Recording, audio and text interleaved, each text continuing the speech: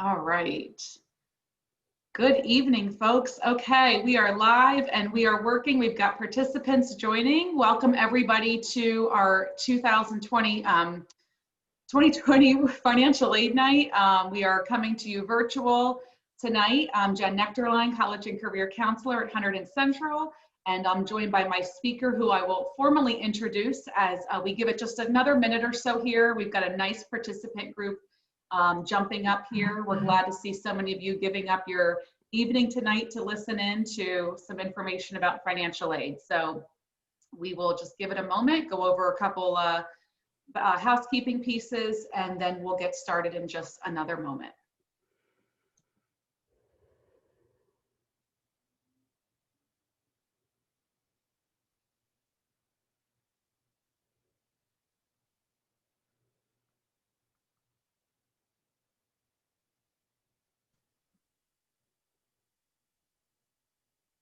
All right, again, if you are just joining us, thank you guys for being with us tonight to learn about financial aid. We've got a nice participant list growing. Always good to see some student names on there. Thank you, seniors, for joining in. Perhaps you're a junior family listening in tonight. That is perfectly fine too. But we will go ahead and get started. Again, I'm Jen Nectarline, College and Career Counselor at Hunterdon Central. And tonight is our annual and virtual financial aid night. And here in my 13th year at Hunterdon Central, it is my 13th year having the privilege of introducing Kristen Isaacson from Monmouth University. When I started at Central in 2008, we needed a new financial aid speaker, and I had heard about Kristen, and Kristen has graciously come out from Monmouth County to Hunterdon County the last 12 years in person to run this program, but of course this year we are going to run it virtually. If you happened to join us last month for our 12th grade college planning night, where you heard from myself and the other senior counselors, tonight's going to be really similar, except most of the talking is going to be Kristen. Financial aid is something that the senior counselors and I can certainly have conversations about with seniors as they go through the process, something that we are educated on, but it's got a lot more specifics and a lot more that Kristen can speak to. So Kristen's got about a 60-minute presentation to share with you, and then we're going to close out with questions. So I just want to draw attention for all the attendees that are watching tonight, students and parents, likely a lot of seniors, maybe some juniors. You cannot be seen or heard. So this is webinar style tonight. So hopefully you can see and hear us and see Kristen's screen, her PowerPoint. But if you take a look down at the bottom bar of your screen, you will see our Q&A option. Please enter your questions there. I will certainly answer any that I can throughout the program. I will be watching those, but the bulk of them are going to be saved for Kristen in that last kind of 7:30 to 8 window. We'll take as many as we can in that time. A lot of times they're pretty specific to financial aid, so I'll leave that to our expert tonight. So at this point, our participant list is still growing. Thank you again all for coming, but I'm going to go ahead and introduce and turn over tonight's program to Kristen Isaacson from Monmouth University. Hi, everyone, and welcome. Thank you for joining us this evening. So I'm here to talk to you about financial aid. And yes, I'm the Associate Director of Financial Aid at Monmouth University. And so let's take a look at the topics that we're going to go over this evening. So we're going to talk about terminology related to financial aid, as it's important to know there's a whole lingo related to financial aid, and important to know that as you continue to move forward in the financial aid process. We're also going to talk about the 2021-22 free application for federal student aid, or FAFSA. This is the federal aid application. So we will be talking about that, so you're prepared. Some of you may have filed it already, but if you haven't, so you're ready to go. We'll talk a little bit about types and sources of aid, as well as aid programs, and I will provide you tips throughout, as well as at the end of the presentation also. So, as I said, we're going to be talking a lot about the free application for federal student aid, or FAFSA. This is the federal aid application. It's the application for all of the federal grants, loans, as well as the federal work-study program. Applications are accepted starting on October 1st. So we're just about 2 weeks into the window of applying for the 2021-22 school year. So that means my seniors. If I do have junior families in the audience, you have a year before this becomes real, and you won't be doing it until October 1 of your student's senior year. Please note that you're going to be filing one of these FAFSA applications each year for each student that you have in college. The FAFSA is a student application, not a family application. So each student needs their own application, and it needs to be done each year that the student will be in college. Also, you'll be using income from 2 years prior. So that means for the 21-22 FAFSA, you're going to be using your 2019 income information.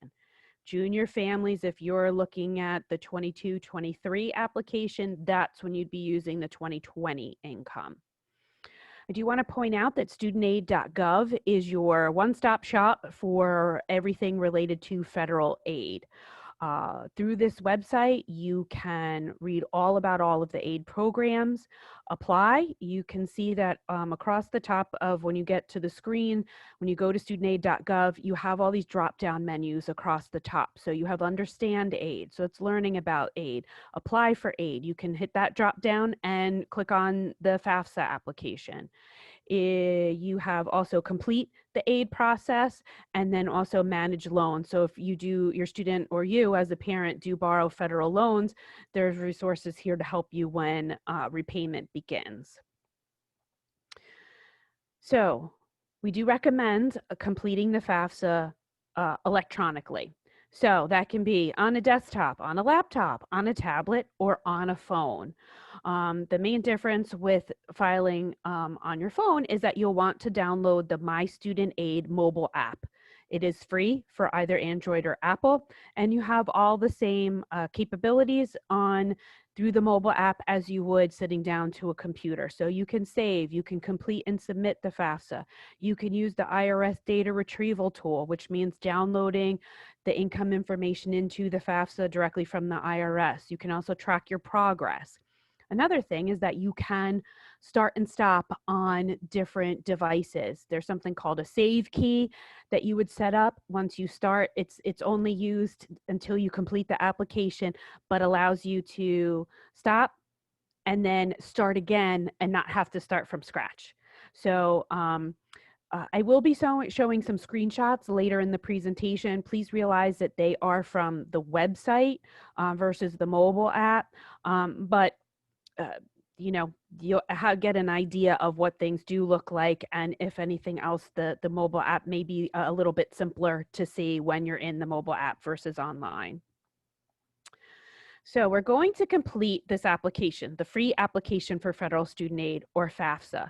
We're going to be providing a lot of data on this application. You're going to be putting income information, asset information, household size, number in college, age of the parents, lots of different information, and not just income information.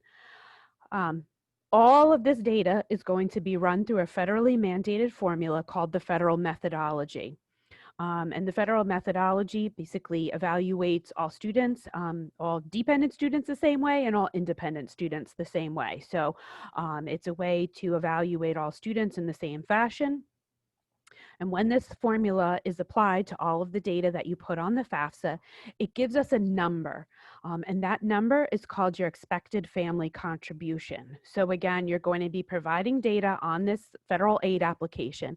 This federal methodology formula is going to be applied to it, and you're going to get as the output a number. The expected family contribution is basically a measurement of the students' and families' ability to pay for post-secondary educational expenses. What I really like to point out here on this slide is that you've got a contribution from students as well as from parents in that expected family contribution. So important to note that if the student does have income or has their own assets, those do need to be reported on the FAFSA, and they do get included in the expected family contribution and that federal methodology calculation. Some other things to know about the expected family contribution. It is an index number that's used by the Financial Aid Office to determine the student's aid eligibility for the upcoming school year. And it stays the same regardless of college choice because, again, that number is based on all of the data that was provided on the FAFSA. So really, it belongs to the student, not to the colleges. We're going to use that number in determining the aid eligibility, but it doesn't change based on the college choice. And also understand that the expected family contribution is not necessarily the amount of money you will pay, nor is it the amount of aid, the amount of federal aid the student will receive. A couple other terms to make sure you understand. One is the cost of attendance. Cost of attendance is the overall cost to attend an institution for the school year. And you can see from my slide that we have two types of expenses that go into cost of attendance: direct expenses and indirect expenses. Direct expenses are things like tuition and fees, room and meal plan if the student's living on campus, those items that the college or university will bill the student for. But we also have indirect expenses, so things like books and supplies, transportation, personal expenses. While these items aren't going to necessarily be billed directly to the student, they are costs that the student does need to be prepared for. Everyone's going to need some form of books and supplies. Transportation to and from campus, and that can mean different things for different students depending upon how close or how far away campus is, and if they're living on campus, or if they're having remote classes. Personal expenses. Personal expenses are things like, as you can see in my one picture there, things like toiletries. It's shampoo, it's soap, it's clothing, it's entertainment, things like that. So just additional expenses for living, you would say. Every college has a cost of attendance. We all put together our own cost of attendance with our direct expenses and allowances for those indirect expenses as well.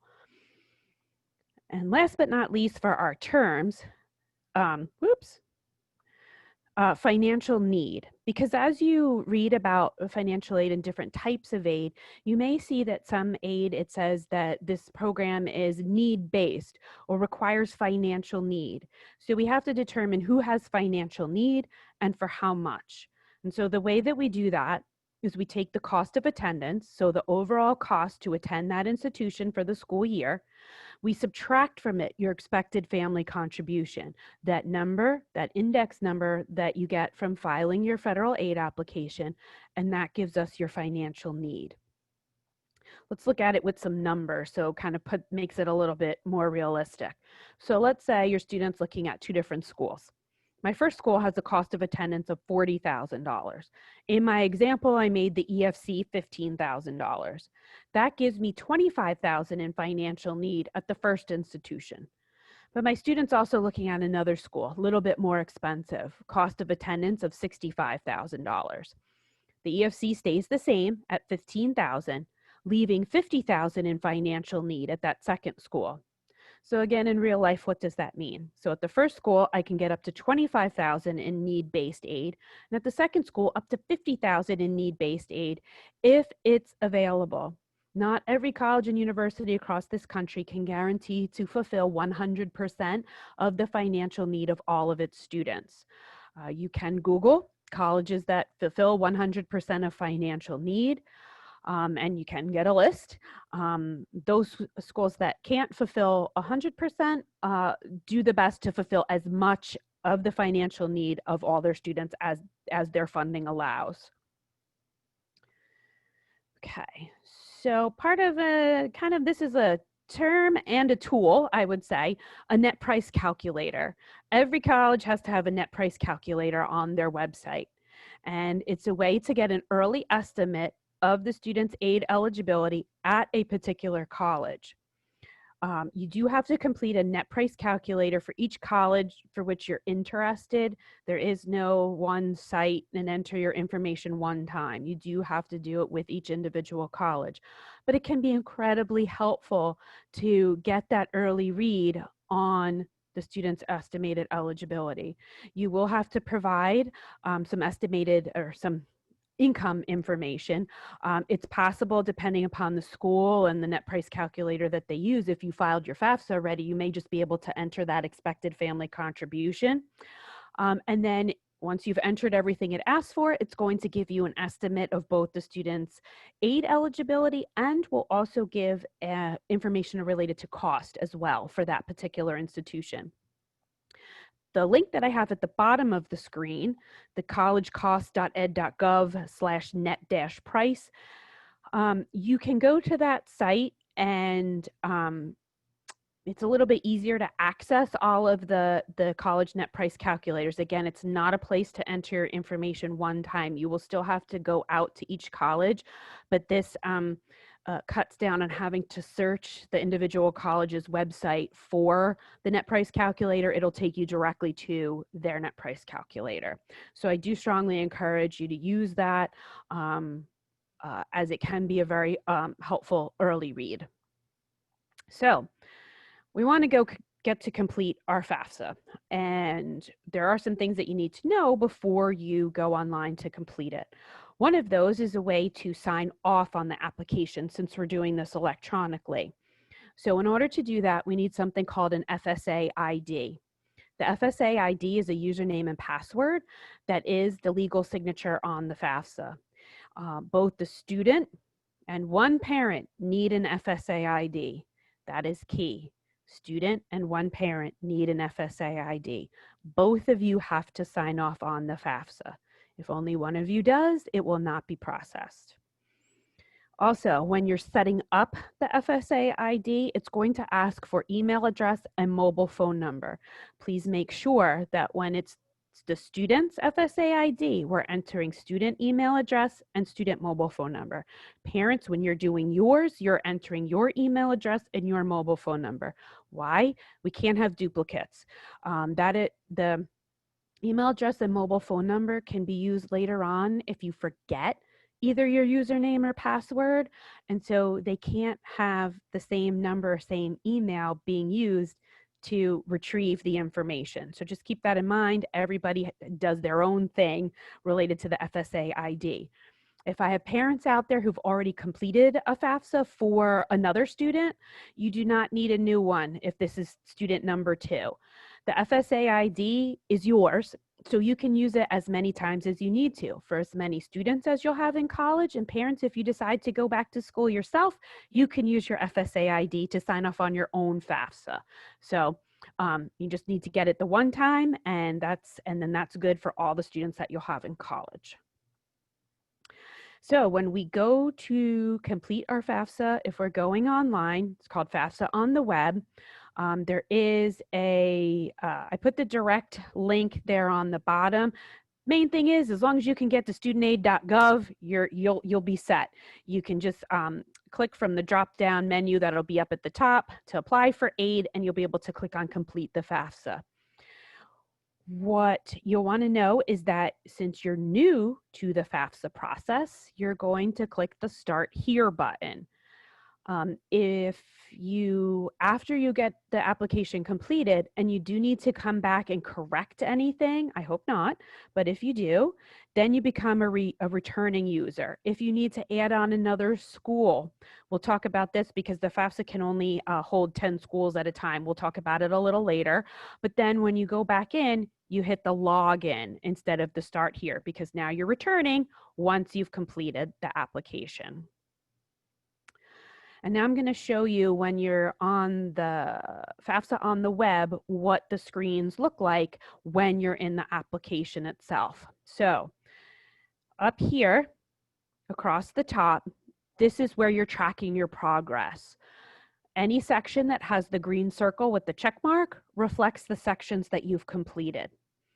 The blue circle with the pencil, that means that's the section that you're working on. And then the blank sections, those are the sections that you haven't started. So you can see and hear where your progress is. On the mobile app, there is also a way to track your progress as well, to know where you've stopped and left off and what's left to be done. Also, very important, up on the upper left, it's going to have this blue ribbon and it will tell you whose information goes on that screen.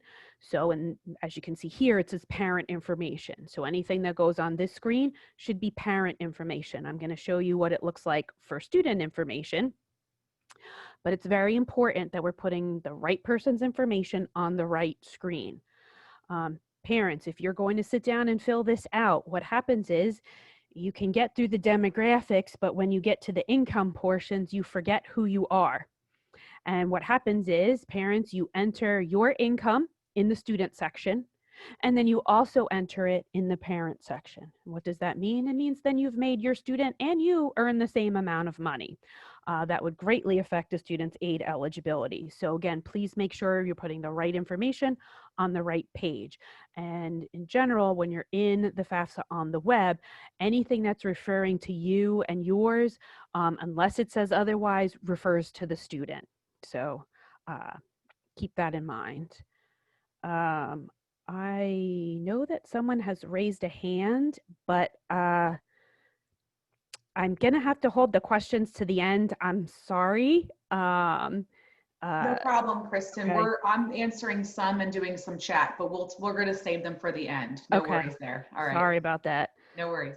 Okay. And then also, when you're on one of these questions here, if you see the blue circle with the question mark on it, that means there's additional help text for that question. So if you're reading over the question and you're not sure how to answer it, if you hover your mouse over the question mark, it will pop open a little window with additional text to help you in answering that question. So don't be afraid if you're not sure how to answer that question to hover over that to get the help text.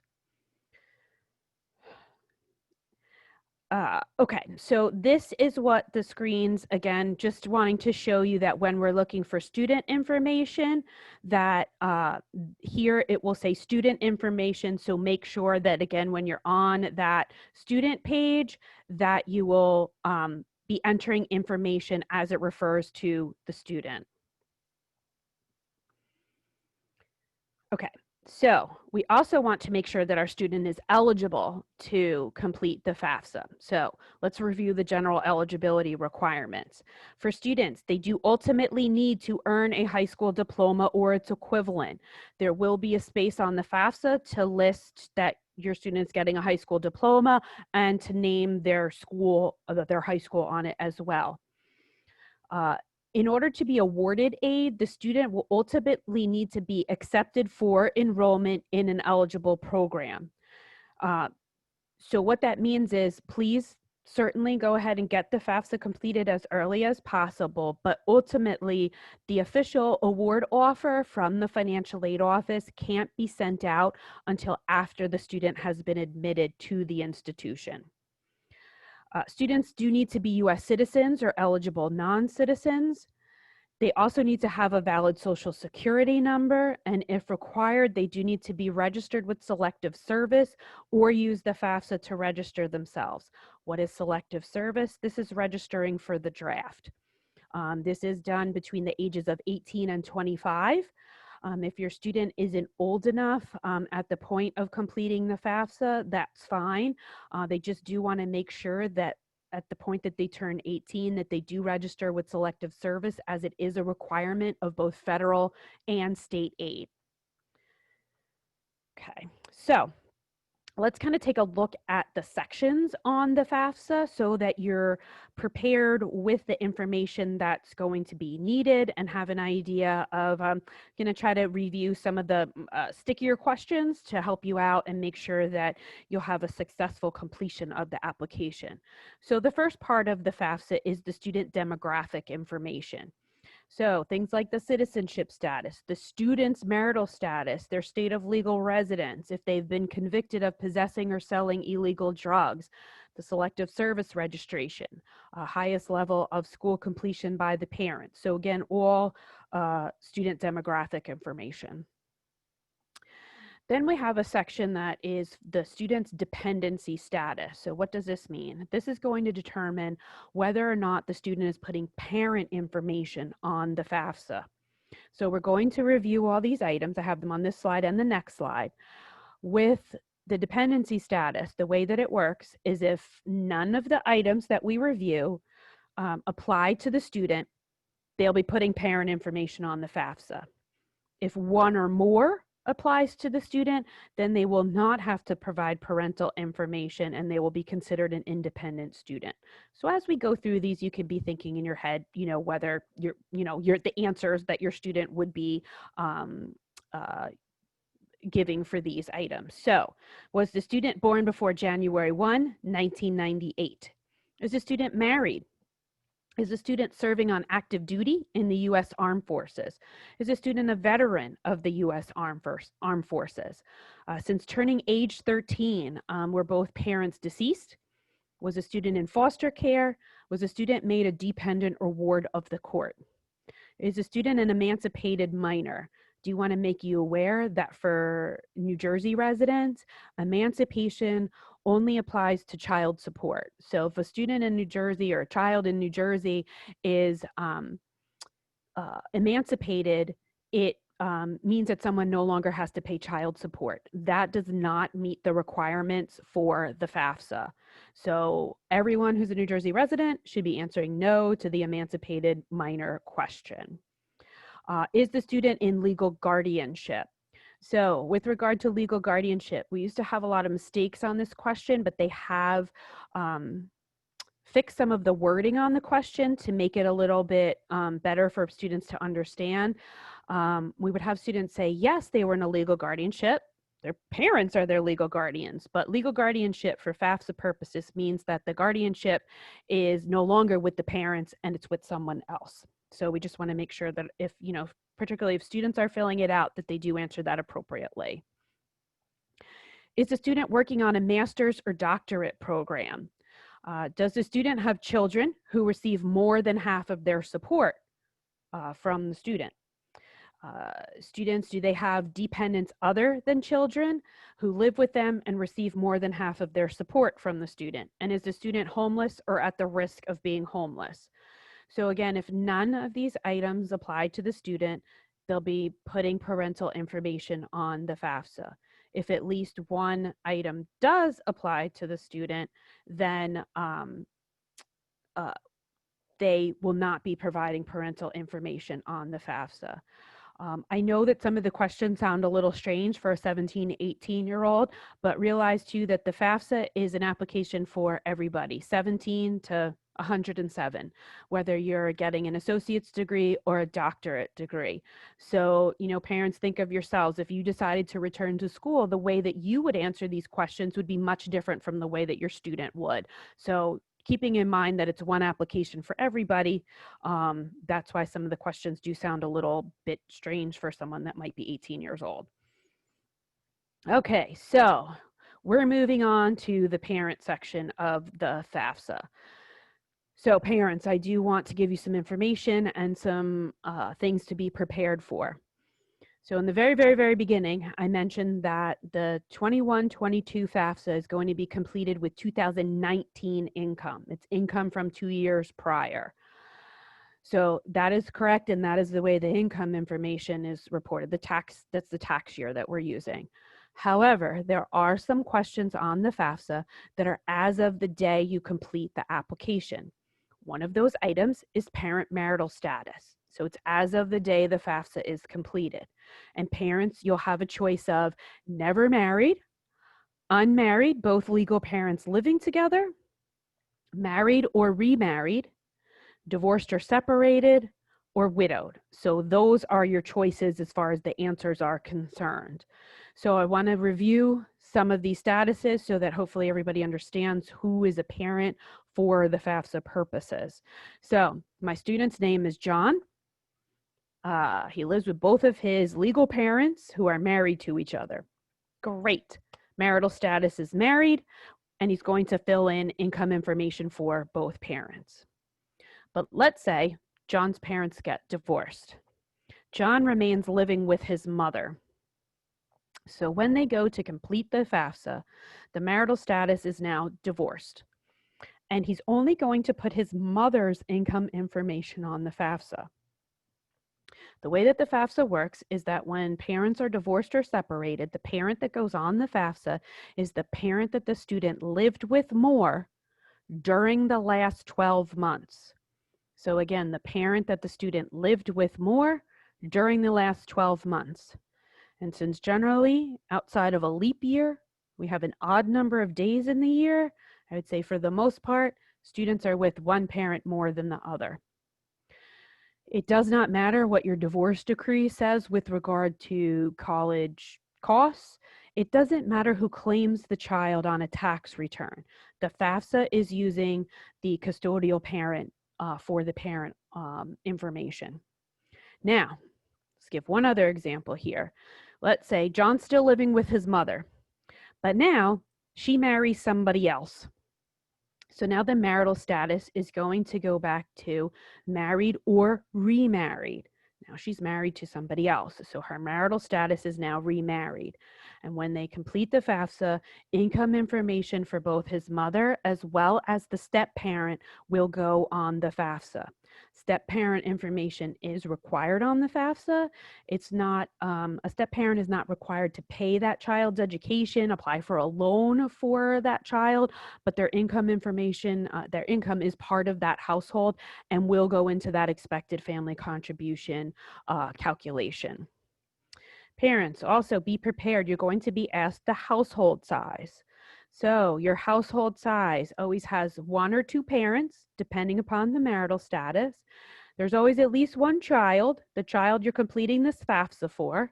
If you have any other children that you're supporting more than 50%, and if there are any other people who live in your household and you support them more than 50%, then they are part of your household size. Out of then that household size, you'll be asked the number in college. Parents are not part of the number in college. It's just the children in the household. So there's always at least one, the student that you're completing the FAFSA for. And there could be more if you have 2, 3 children in college at the same time. Parents, you'll also be asked to provide your social security number, name and date of birth, and also your state of legal residence. Now, when you get to the income portions of the FAFSA, they're exactly the same for the student as well as for the parent. So the questions that are asked in the income section for students and the questions in the income section for parents are exactly the same. How you may answer those questions will differ, but the questions themselves are exactly the same. And to assist with the income portion of the FAFSA, we have something called the IRS data retrieval tool. The data retrieval tool allows applicants in real time to request their tax data directly from the IRS. You authenticate your identity with the IRS, and then you can choose whether or not to transfer the data. With regard to the IRS data retrieval tool, there's a couple things to know about it. When you make the actual transfer, the income figures will be masked on the FAFSA. All the fields that it fills in will say transferred from IRS. Why is this? Well, because when this data retrieval tool was introduced, they found that there was some sort of security issue, and that after transferring your data into the FAFSA, there's a way for people to view the income information. So they had to come up with a workaround for that. And so the data is masked. So you'll know what fields are filled in, so you won't be overwriting anything because it will say transferred from IRS, but you won't see the actual numbers, which should not be an issue because remember, we're using income from 2 years prior. So this income, these taxes should have been verified with the IRS, a while ago. Even for those of you, I think tomorrow is the deadline for filing an extension for, oh no, wait, that's 2020. We're still talking, no. 2019, yes, the deadline for extensions is even tomorrow. So, but if you filed either April 15th or even for the July 15th extended deadline, that income has been verified by the IRS, and so there should be no issue with it being transferred. Realize, though, that the schools and state agencies, we can view the data because we need to see that information in order to do our jobs. One thing to note also, if I have joint filers in the audience, so if you file a joint tax return and you choose to use the IRS data retrieval tool, which I encourage you to do, realize that the data retrieval tool doesn't do math.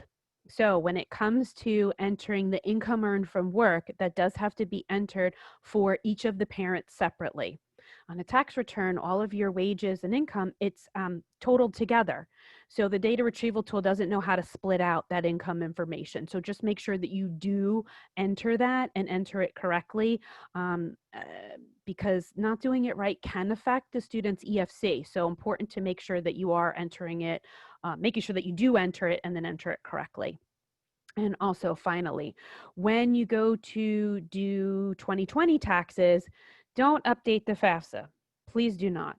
The 2021-22 FAFSA should be completed with 2019 income information.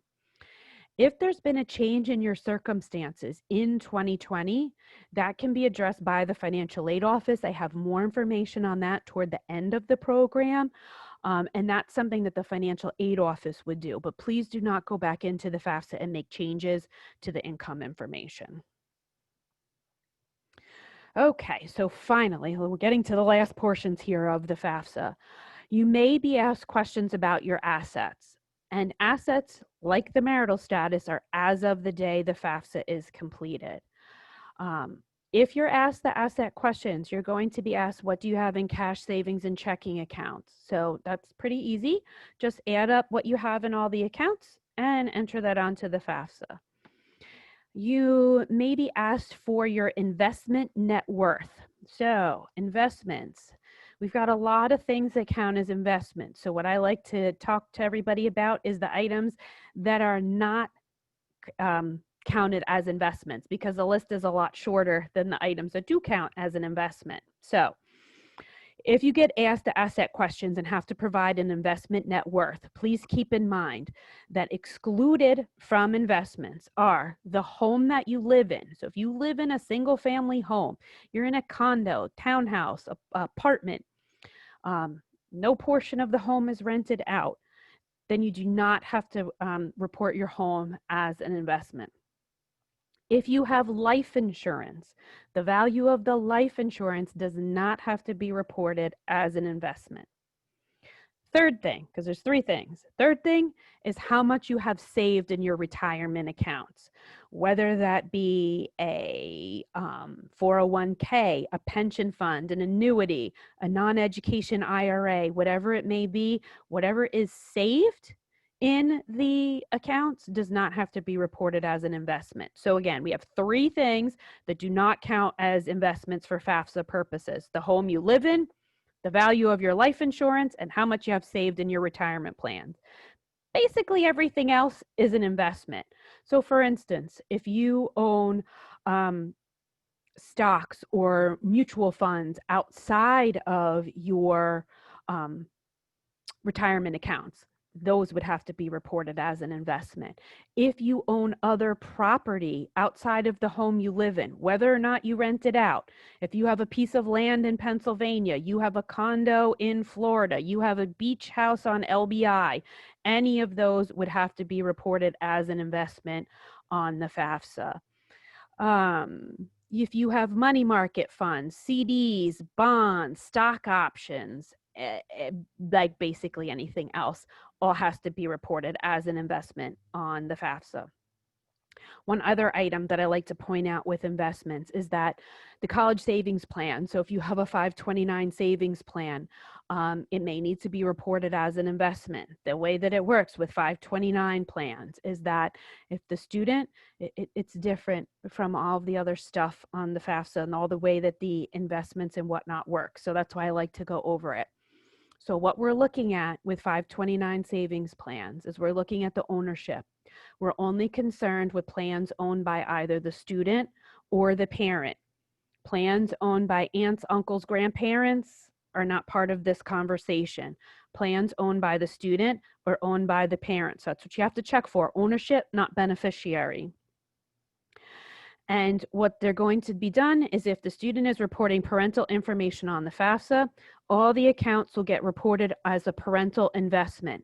It's going to be including all accounts owned by the student and all accounts owned by the parents for any member of the household. So again, I'll say that again. This is including all accounts owned by the student and all accounts owned by the parents for any member of the household. So that means my families with multiple children, if you have multiple 529 accounts, you have to put the grand total on the FAFSA. Why is that? Because you can change beneficiaries. You can change how you want to distribute it. So the whole grand total, if you have 2 kids, 3 kids, whatever it is, if you have a plan for each of them, you have to total it all up, and that goes on the FAFSA. You may also be asked if you have a business or investment farm. Just realize, if I have any small business owners out there, if your business is family owned and controlled and has 100 or fewer full-time employees, you do not have to come up with a net worth to your business. There will be a section on the FAFSA to list the colleges that you want to receive this information. I alluded to more closer to the beginning that you can list up to 10. So the FAFSA can't hold more than 10 colleges at once. So if your student is looking at more than 10 when you go to complete the FAFSA, what do? Fill it up with 10. Let it get processed. It's going to take about 3 to 5 business days for it to process. And if you put email addresses on the FAFSA, you'll get notified by email when it's processed. Then you can go log back in as a returning user and overwrite some of the initial 10 with the additional schools that need the information. As I said, it can't hold more than 10 schools at one time. So again, put 10 on it, let it process. When you're notified it's done, log back in, overwrite with however many more you have, and then submit that, and so that it'll go to those additional schools. The very last part of the FAFSA is applying the username and password as the signature. And then you should get to the confirmation page. That lets you know that you're done.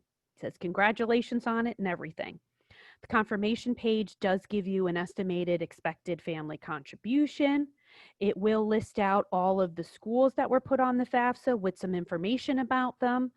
And if there's another child that needs to complete a FAFSA, there'll be a place here where you can click through to get started on the next student's FAFSA. So that can be helpful for families with multiple children. What will happen when you go from the one to the other is that it should carry over the parental information onto the other FAFSA, and so that you just have to enter student information. Okay, so how does this overall, yes, Jen? Oh, no, Okay. Kristen, you're doing amazing. I just came on for just a 10-second intermission, maybe a water break for you as we move through topics. But I just wanted to let the attendees know that are watching tonight, and if I am not answering your question, it's because I don't have the answer. College counseling is my area and financial aid is Kristen. So Kristen, I've gotten through quite a few. We've got 3 in there right now that are definitely your area. So folks, I'm not ignoring you. I am just leaving them open for when Kristen is complete, but I'm going to turn it back over to you. Okay, great. Thank you. Okay, so we get our FAFSA completed. And when do we want to do that?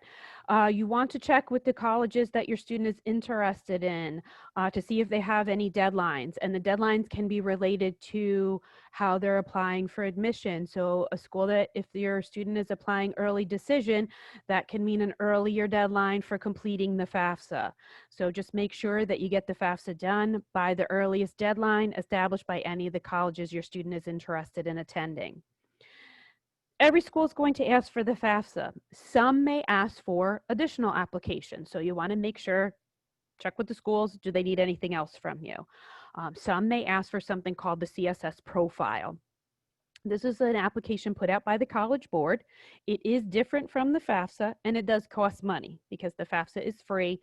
The CSS profile does charge a fee to complete it and to send it out to schools. What is this used for? It's used for institutional funds. So it's used by schools with a significant amount of institutional dollars to spend, and they want to refine their applicant pool even further than the FAFSA does. So things that may be excluded from the FAFSA, you may get asked about if you have to complete a CSS profile. So I made a point of the things that are not considered an investment on the FAFSA. CSS profile can ask about, your home equity or those retirement plans. We talked about with the marital status, with divorced parents, we're only putting the custodial parent on the FAFSA. CSS profile, depending upon the school, may ask for non-custodial parent information. So realize two completely separate applications with two separate purposes. So, again, it's important to be sure you're reading the instructions on anything so that you're filling everything out appropriately. How do you find out how much aid your student is eligible for? That's through the financial aid award offer. And these come from the individual colleges and universities. It doesn't come directly from the federal government. Students should receive a financial aid award offer from every school they put on their FAFSA and that they were admitted to. So those are the key things. We need to admit you, and we need to have your FAFSA information, and then we can send out a financial aid award offer. Financial aid award offers may be sent by email. They could be sent in the mail. You may access it through a online portal. No matter how it's delivered, the information that's contained is the same. It's detailing the types and amounts of aid that the student is eligible for during the upcoming school year. It's also providing information on costs as well. So that's how you'll receive that information. So for instance, if you put 10 schools on the FAFSA and congratulations, your student got admitted to all 10 of them, they should receive 10 financial aid award offers, one from each of those 10 institutions. You may be asked to provide additional documentation as you move forward in the financial aid process. Both the federal government and state government select applications for verification. If you're asked for more information, don't panic, just provide it as soon as possible, because we can't finalize the student's aid package until we not only have the documentation that we're requesting, but also have been able to review it. And if your student decides to use student loans, the school will help you with that process. As we go through the financial aid process, we want to make sure that we take care of all of the sources of aid. We don't want to leave any source untapped. So we want to find out from the college itself what's available. Is it merit-based? Is it need-based? Or does the college maybe have a combination of the two? Merit-based is aid that's based on academic criteria. Could be grades, standardized test scores. Yes, I do realize schools are also going test optional for the upcoming school year, so they'll also be using other academically based criteria for review. Need-based means aid that's based on financial information. You take care of all your federal sources of aid by completing the FAFSA. And also, if you're from New Jersey, the FAFSA will go directly to the New Jersey Higher Education Student Assistance Authority for processing and determining of eligibility for our state grant program.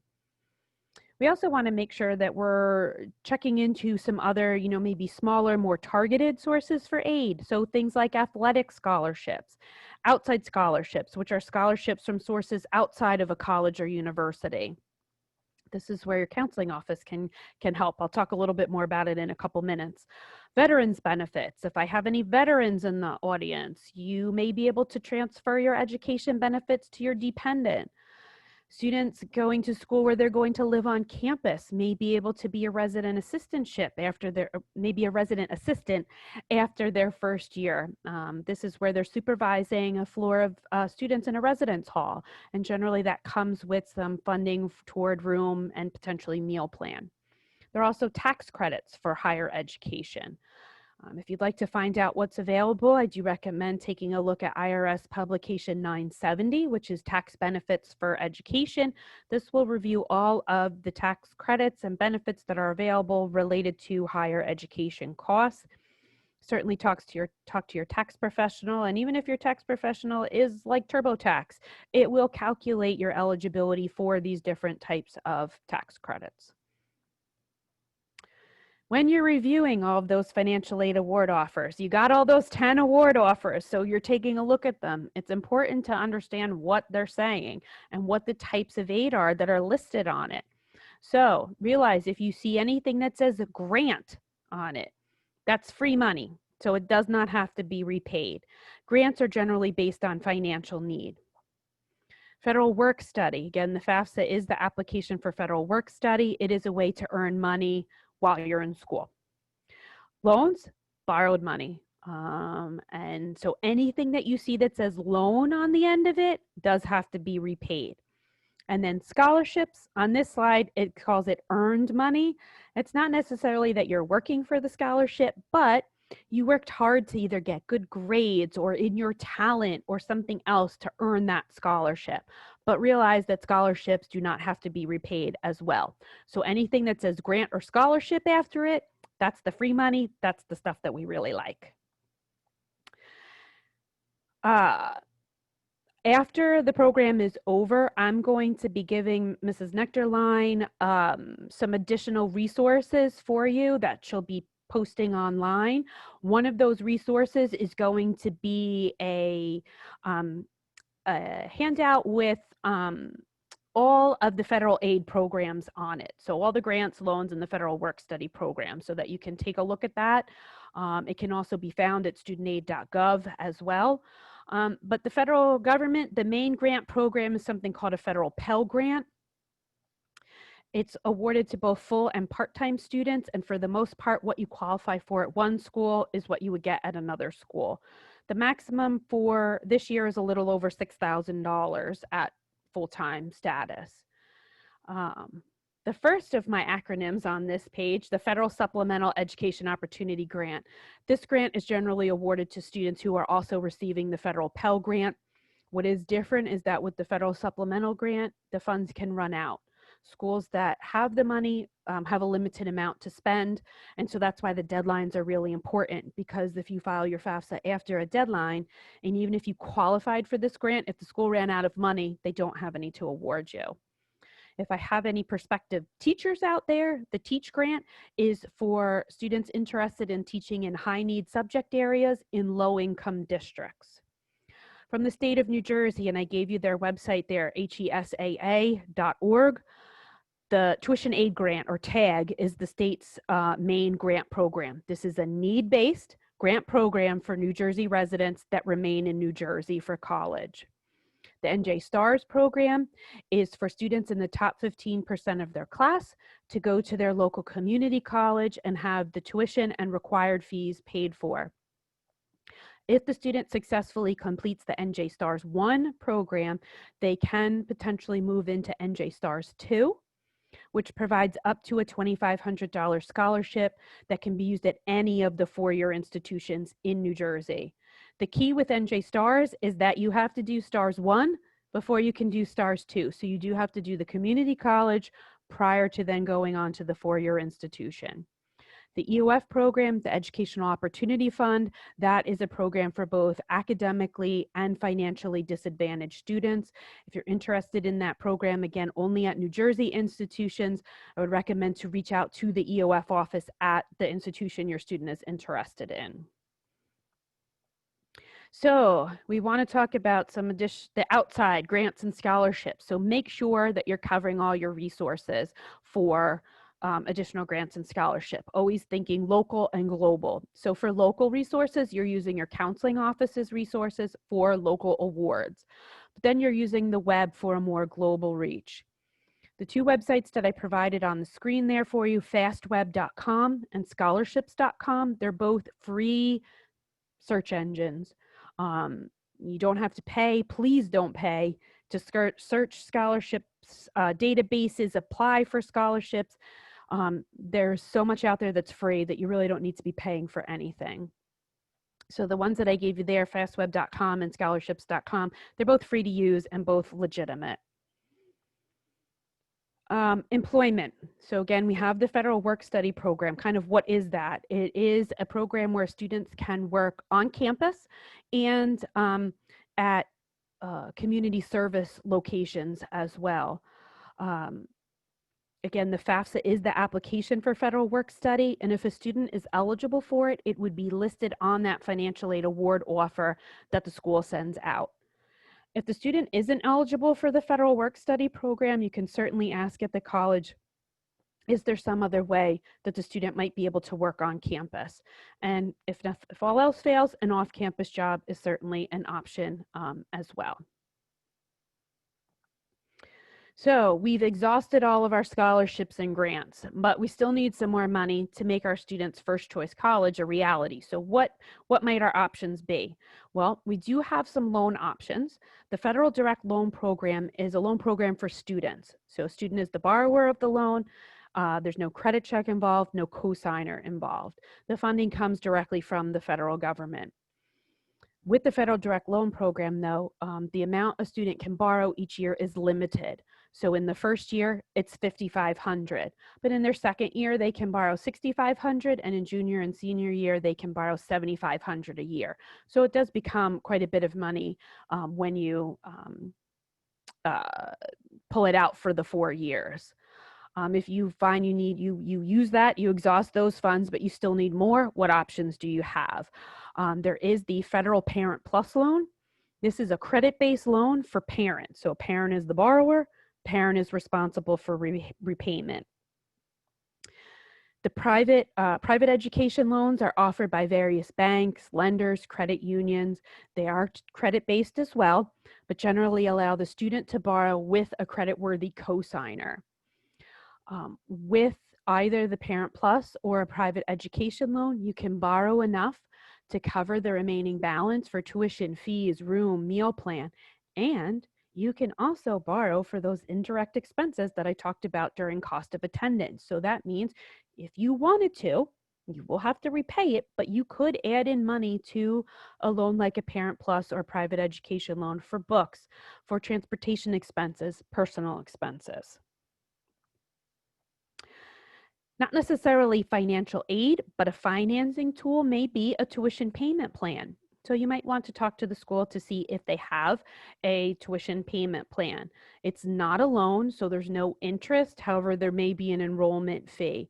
It's a way for you to make tuition payments in monthly installments and maybe fit some sort of payment into your monthly budget, whether it's the entire balance or a portion of the balance, and then maybe that's reducing how much you might have to borrow through loan funding. And generally, there are some different options for payment, whether you're having it taken out of a bank account, if you're still, you're collecting frequent flyer miles for when we're ready to fly again, or your credit card points or whatever it may be. You might even be able to have it charged onto a credit card. Okay, so some tips that we want to be thinking about throughout the financial aid process. Always read everything. It's really important to read all mail and email promptly. You don't want to miss out on a deadline because you didn't read something. Read the instructions carefully on everything, whether it's the FAFSA, it's a loan application, whatever it may be. While most things can be corrected, it does make for a much smoother process if applications that are submitted are correct from the beginning. And always review before submitting, because then you might be able to catch something that was incorrect before you submit it. Keep copies of all documents. You can print out the FAFSA. You can save the FAFSA. If you're borrowing loans, please be sure to keep copies of promissory notes. They're legal documents, just like if you went to get a car or a mortgage. Parents, please don't sign your son or daughter's name or use their FSA ID on financial aid documents. All of this is legal and personal information, so the appropriate person should be signing off in the appropriate spot. I know Mrs. Nectarline said that there were some students logged in. I'm sorry that I can't see you all, but students do need to be involved in the financial aid process. They do not need to be financial aid experts, but realize that the financial aid is theirs. The financial aid award offers go directly to the student, not to the parents of the student. The bills, so once the fall semester bill comes out in the summertime, it's addressed directly to the student. So at the colleges, we're communicating directly with the student. So they do need to have kind of an idea of what's going on with their financial aid. And also parents understand that privacy changes in college. So there is a privacy law that will kick in that protects their education records. And that includes financial aid information, their billing information, as well as their grades. Before you panic, most schools have a waiver process where students can waive their rights to these items. Usually the conversation about waiving the rights for the financial information is not difficult, but talking about who has access to grades may be a little bit more difficult conversation, so something you can get prepared for for the next summer. And when you have questions, don't hesitate to talk to the financial aid office.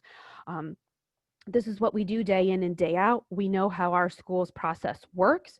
So certainly if you have some sort of specific situation, it is best to reach out to the financial aid office at the school your student is interested in. And last but not least, I'm going to leave you with some questions to make sure that you're considering as you, again, continue to move forward in the financial aid process. So you've gotten that financial aid award offer, and congratulations, your student has become eligible for an institutional scholarship or grant. That's wonderful. But now you want to make sure you understand the ins and outs of that award. Is it renewable from year to year? If it's a scholarship, it may require the student to maintain a certain GPA for renewal from year to year. So you always want to know that information up front. You've got that federal work study offered on your financial aid award offer. How does it work? What kind of job might I have? How much does it pay? How many hours can I work? Congratulations, you have won the Flemington Rotary Club Scholarship. I really don't know if there's a Rotary Club in Flemington, but it's my go-to example for this question. So you've gotten this outside award, and maybe you've gotten a couple of them. Is that going to change my financial aid? Definitely a question to ask if you believe you're going to be receiving some additional scholarship funds, because it could potentially change the aid offered from a college.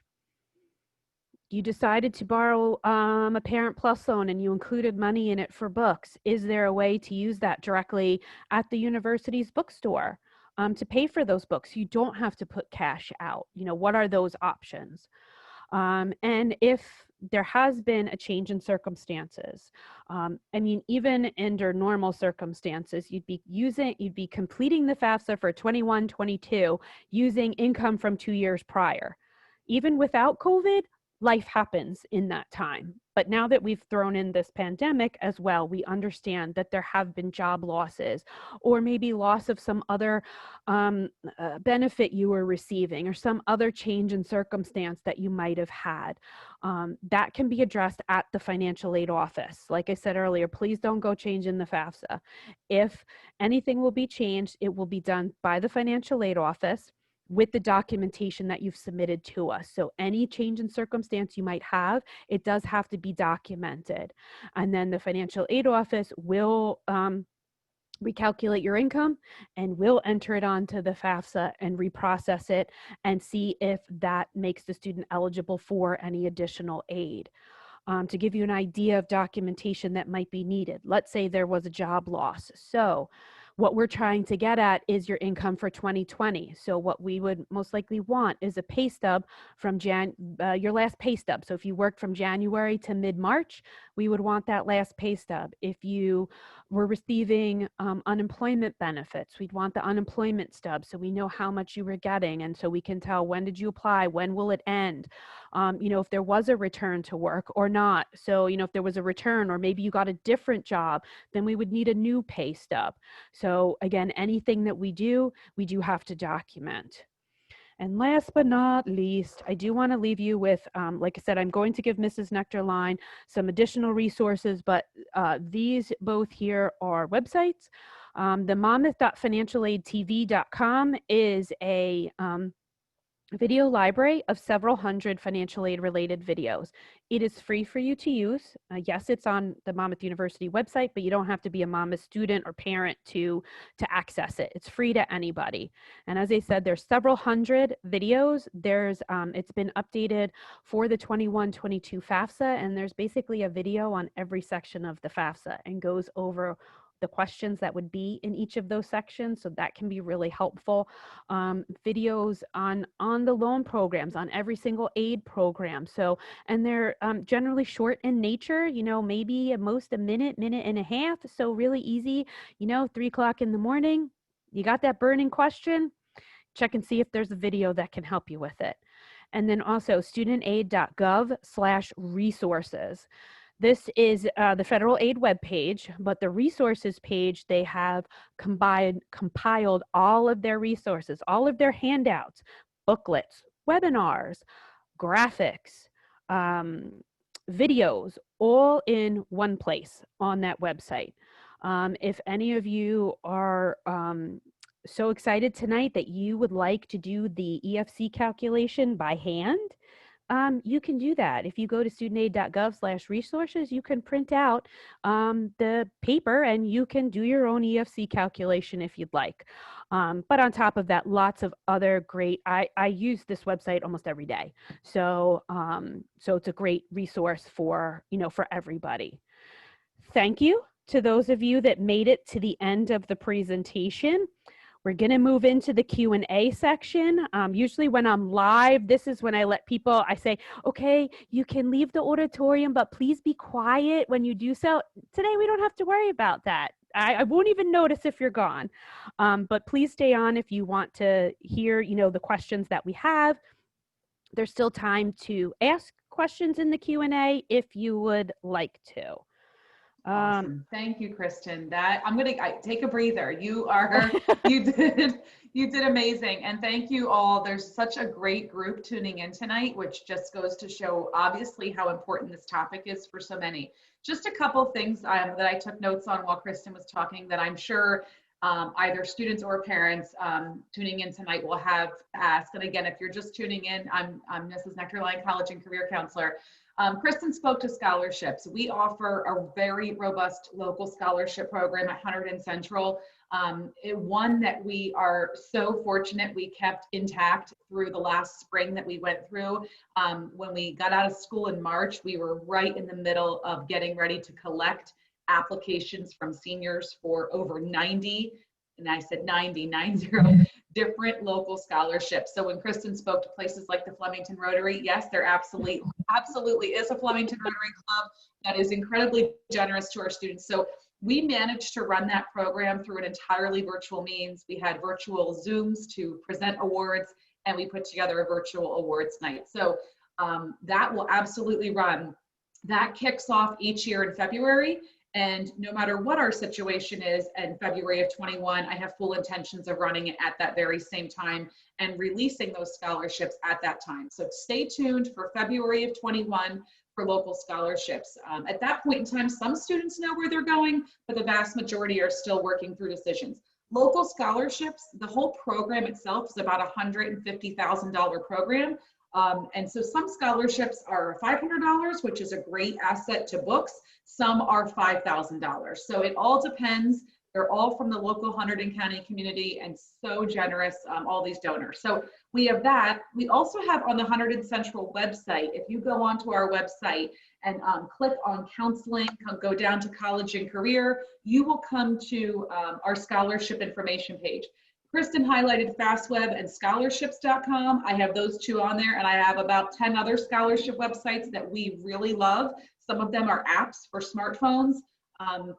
So check that out. And then we also post scholarships on Naviance. So if students go into Naviance and click on the scholarship list in there, there's going to be awards there. We really pick up with all of that and start pushing out more information about that, usually around December, only because our main focus right now with our seniors is applications, getting applications for admission in, focusing on that, whereas parents are starting to focus on the FAFSA. But we start to talk about that kind of outside money, not the loans, not the grants, but scholarships you find outside of the institutions. We really pick up on that in the winter. So seniors should stay tuned for information all about that.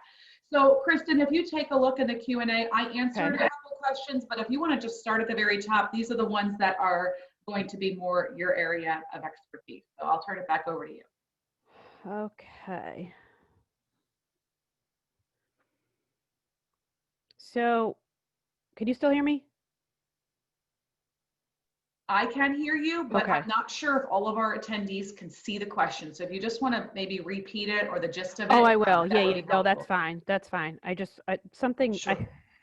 I can't hear anything in these headphones. So, so we have a question about someone who's in the process of moving And that, I guess at this point, they still have, they've got the new house and haven't fully closed on the old house. And, does that have to be, now that I have two houses, do we have to put that as an investment on the FAFSA? Can it be amended later on? I mean, ultimately with that, the investments are as of the day you complete the FAFSA. There's a date of November 1 in this question. I don't know if you already know that the school wants the FAFSA by November 1st.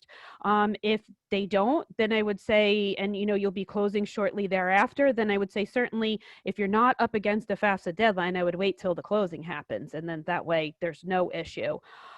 If it's something that's going to be close, then I would say you might want to talk to the financial aid office about, whether or not that is something that they would be willing to exclude if you still are having both of the properties all at the same time. All right, so we've got a question about where to, oops, I'm scrolling too fast.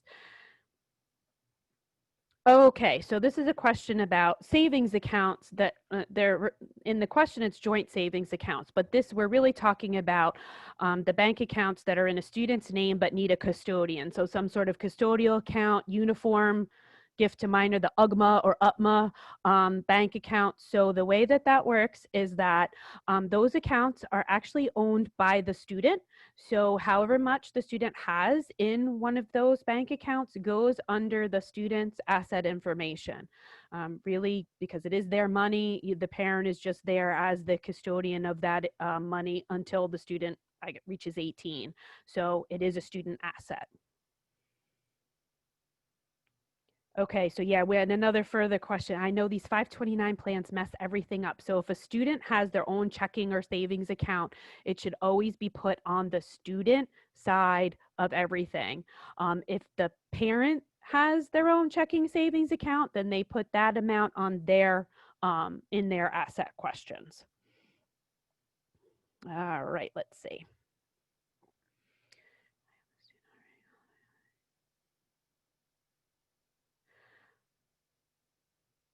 Okay, so someone's asked me a couple questions about multiple children in college, and I'm going to start with the person's second question first. So if there are two in college, how does that impact the financial aid?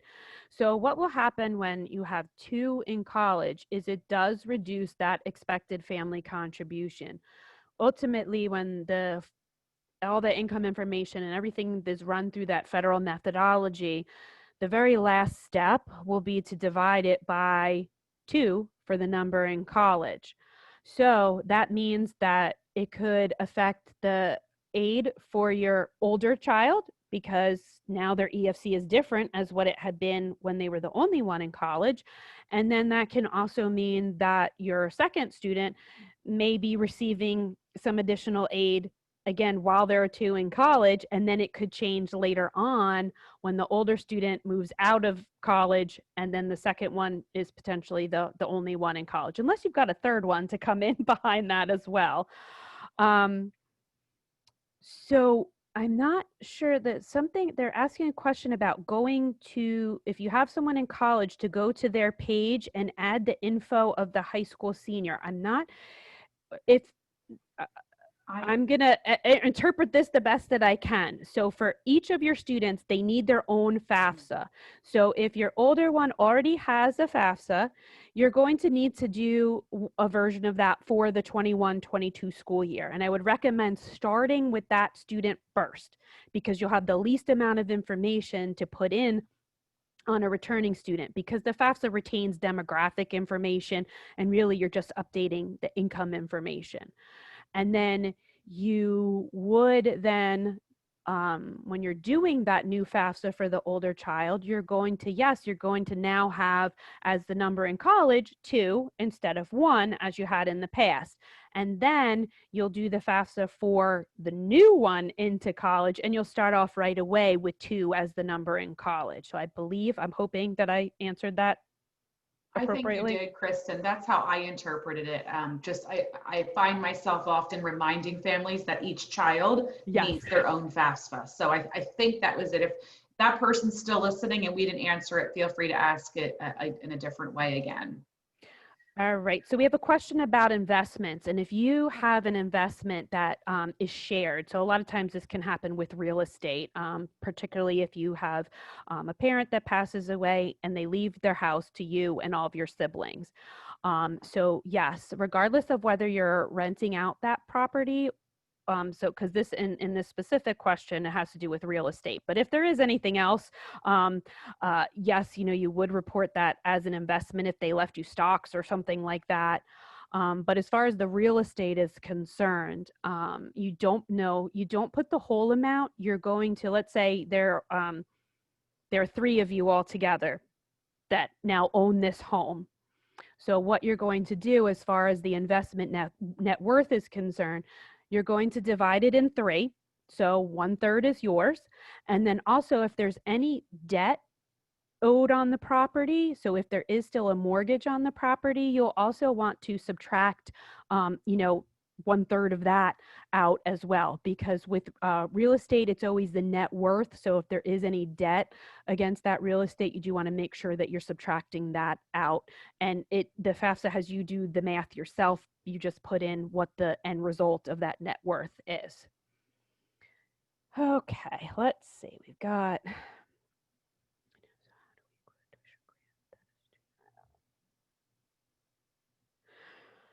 Okay, so I have somebody who I guess is getting some sort of grant for their student based on, so I'm going to guess something like tuition remission, tuition exchange, something like that, because it's a benefit from that the parent works in higher ed, and it's a benefit through their educational assistance plan.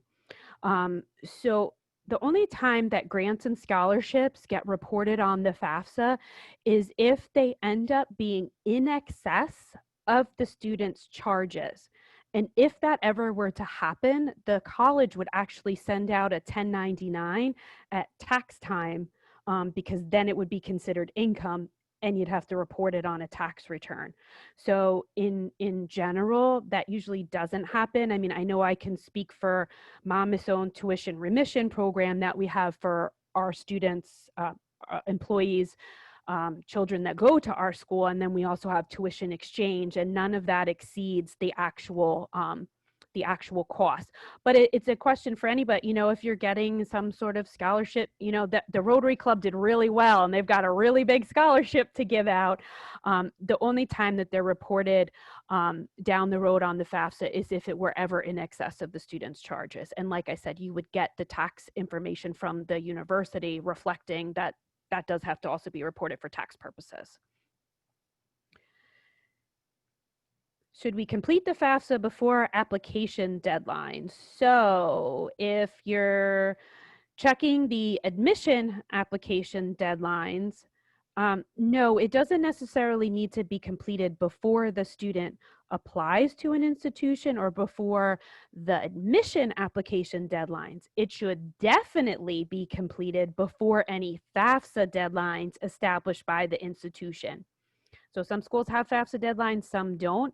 Some may have multiple ones. If they have multiple admission programs, so if they've got a couple early decision and early action and regular decision, there may be multiple deadlines for the FAFSA, then at some point after the actual admission deadline to complete the FAFSA. And I'll just chime in on that one. Yeah. Asked by a student that we, I remember years ago, the FAFSA deadlines were always like later. It was like February in the school year, but just for any students or parents listening, I've definitely seen those come up, bump up. So I always say, if you can, and it's doable for parents because oftentimes they're filling out the FAFSA, we certainly have students doing it, but if you can align your FAFSA with your application deadline, it's a good way to stay organized. And a lot of times that means a FAFSA complete by November 1st. That's not always required. Some FAFSA deadlines push into January or to December and January, but your best bet is to check the FAFSA deadline right on the college's website to be certain when that's due.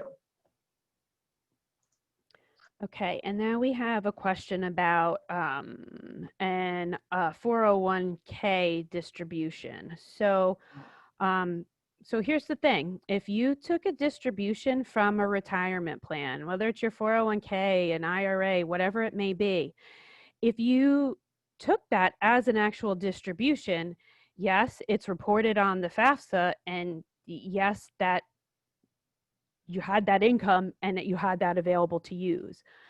If it wasn't actually a distribution and it was a rollover, so you just changed, you took the money out of XYZ company and moved it over into ABC company, and didn't actually keep any of those funds, then no, a rollover should not be reported on the FAFSA. There are supposed to be filtering questions on the FAFSA for that, but we do find some of our parents say they don't see them. I don't know, it's difficult. I'm not with everyone when they fill out a FAFSA, but just know that if you indeed roll over any funds from a retirement plan, then it can be excluded from the FAFSA. If you did actually take the distribution, then yes, it should be reported. If you want to address that with the college, as far as maybe what you used it for, that type of thing, that again would be addressed directly with the financial aid office to see if they, would remove it or exclude it at all. So, so that is that. And that, Kristen, that question was asked across a couple, so I'm just dismissing, pushing those off. Got it. So that, everyone, that's all the questions we have in here right now. Of course, if you have anything else, please put it in soon. But that was quite a bit. I did a couple at the beginning, Kristen. I think I might have hit those. They're kind of scattered in our Q&A. A couple people, asked the website. Always make sure you're going to the official FAFSA website. I had one in about scholarships, which we touched on with our local scholarships, one about selective service.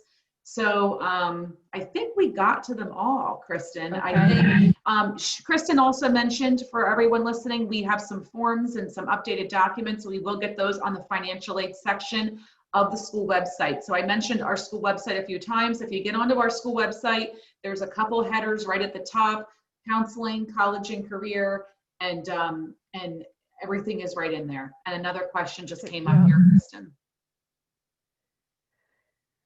Okay, so a change in circumstance. So in this instance, it's that one of the parents has retired. So again, you can move forward with completing the FAFSA with the 2019 income. You don't want the change in circumstance shouldn't hold you up from actually completing the FAFSA, because you do have to complete it that way. But then, yes, you would want to check with the financial aid office for their process. I did forget to mention, when I talked about the change in circumstance, you may see it on, if you're going to like the financial aid webpage for a college, you may see it listed as a special circumstance, as an appeal, or it may also be referred to as professional judgment. That's actually the official financial aid term for it when we're making changes to the income information. But you'll want to check with the financial aid office to see how they collect the documentation. Some schools may have like a form that'll help you with what is needed, and then you can submit that all at one time. Also, at this point, when to submit it, because we're only at October 14th. I don't know that schools at this point are ready for reviewing appeals for next year yet, but obviously it is a valid question to ask, when will you, accept the documentation? When might you be starting to work on those for 21-22? Great. Well, I think that just about wraps us up. Again, lots of resources will go on our website, folks. I appreciate all of you tuning in tonight. Kristen, thank you so much for giving us your time. Hopefully, at least with our virtual format, it took away your commute from Monmouth County to Hunterdon County for this annual program. Folks, if you have questions, you can certainly send them to me. Sometimes I'll send them off to Kristen during the school year if I'm really stumped. But we've got some, and thanks coming in. Thank you all for listening. We've got, again, resources going on our website, scholarship information coming this winter, local scholarships in February. Hopefully for the parents, students listening, this was just some good additional information that we could give you this year. So thank you again, and hope you all have a wonderful night and have a great evening. Thanks again, Kristen. Take care, everybody. Do you see that last question? Do you want to Yeah. grab that really? Yeah, let me just do that. All right, real go ahead, quick. go ahead. One more question from Tracy.